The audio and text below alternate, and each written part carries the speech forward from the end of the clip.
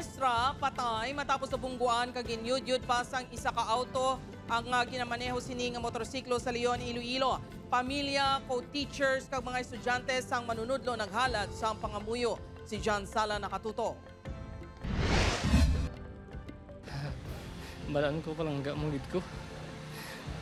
Palangga taman ka. Tapos makibot na ako, way ka na. Hindi ka magkabala ka, boss. Ay, hindi ko ni pagbabayaan si nanay.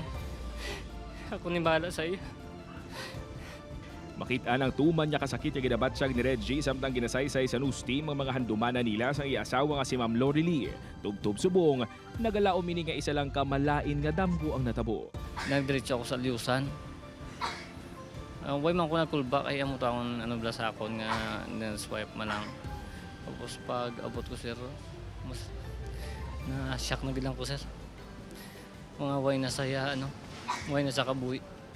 Si Ma'am Lorely o si Ma'am Letlet ang manunudlo sang Asian Norte Elementary School sa Banwasang Leon, Iloilo nga napatay kagabi matapos ginbungguan kag ginyudyud pa sang isa ka auto.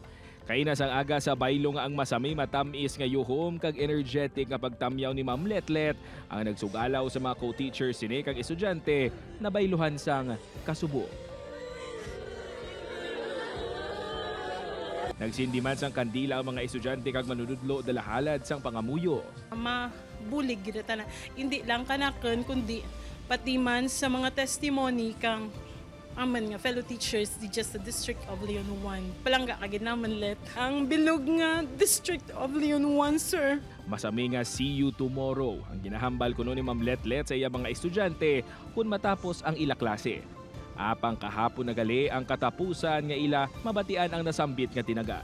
Ma'am, kung sa din ka man talad, ma'am, sana palanggaon mo kami, kagibantayan mo kami.